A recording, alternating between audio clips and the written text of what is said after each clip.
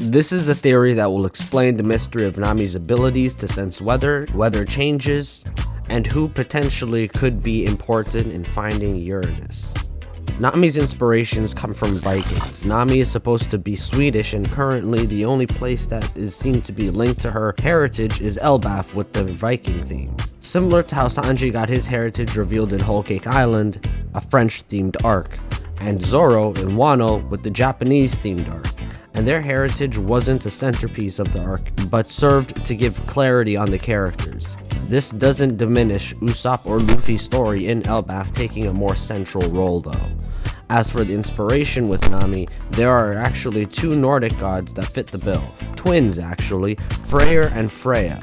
They are part of the Vanir gods, and the Vanir gods are interesting because they were warrior gods, and the Vanir and the Aesir did battle until they decided to spit into a bucket, giving birth to the god of dreams and the one that translated those dreams, Kvasir. But Freyr and Freya were associated with fertility, wisdom, and the ability to see the future. Both Freyr and Freya are linked to the current kingdom of Sweden. They are the warrior gods of weather, good climate, peace, and pleasure. Freya is associated with hunting, and Freya is associated with harvesting fruits. Their father is the god of the sea, wind, and money.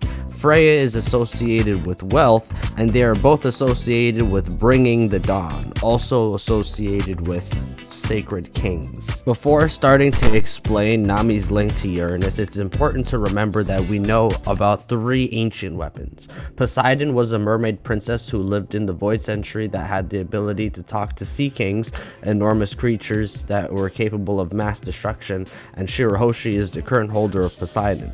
Pluton has been referred to as an ancient ship capable of massive destruction as well, and Uranus, currently nothing is known about it except its name. By analyzing what we know about Poseidon and Pluton, we know that they are both linked to original deities that are based from Poseidon being the god of the sea and Pluton being the god of the underworld. It seems quite logical for Poseidon to be linked to the sea, but the first challenge is to understand Pluton, which doesn't scream underworld when you think about a ship.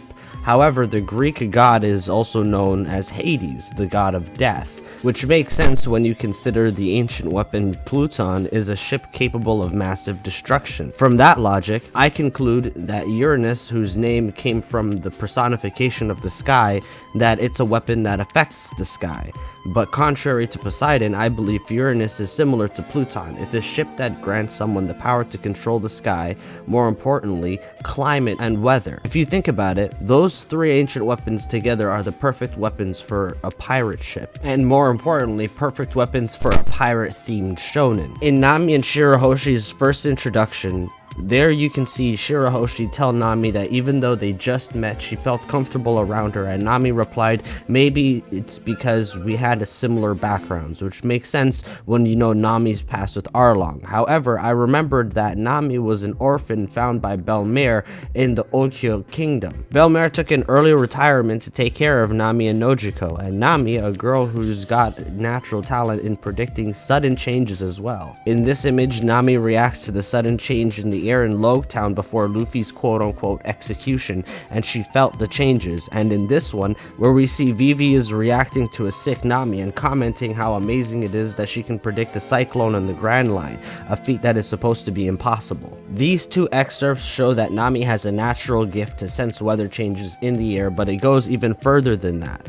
I'll add these 2 excerpts as well. One is with Arlong and the other one is with Enel. The Arlong one, it's when Luffy finds Nami's map room. Look at how Arlong, a renowned fisherman, called her a genius and even called her gift a God-given talent. A fisherman that believes that humans are inferior to fishmen.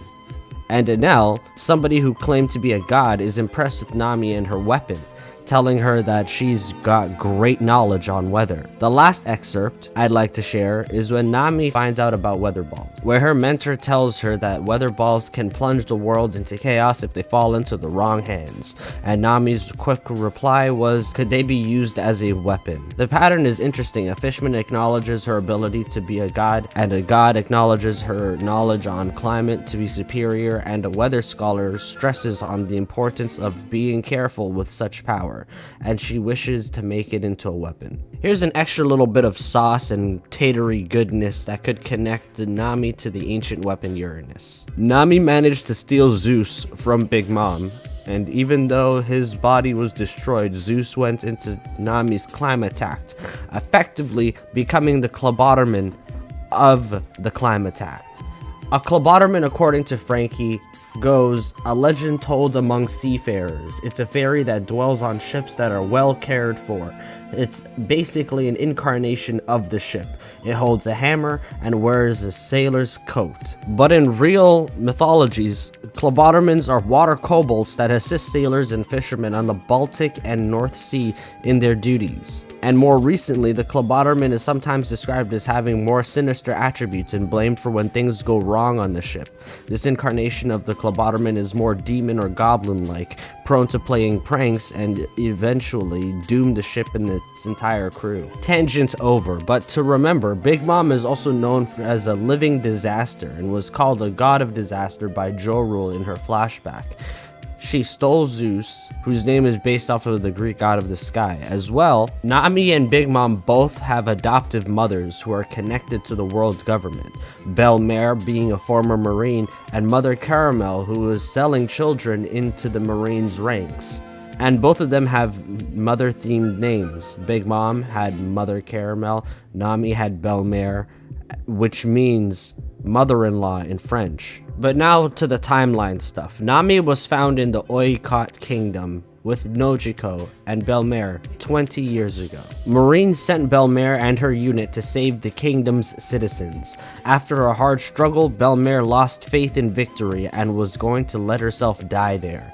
And what's important is that the timeline lines up with the death of Nefertari Titi as well, the person who I believe is depicted on the cover of Kuma's Bible, or at least the person who resembles Titi, like maybe Lily D. Nefertari. And the Bible is more than just a Bible, it's also a logbook, because in Bonnie's flashback, we saw that she wanted to go to a sky island. That would only be logged in a logbook. So Lily's logbook is what Kuma's walking around with, and in that logbook it details the story of Nika. But what's important is that the current king of the world, Imu Nerona, is currently going after Vivi Nefertari. And when Nami and Vivi reunite, I do believe that this will give birth to the Uranus that the ancient weapon is currently named after.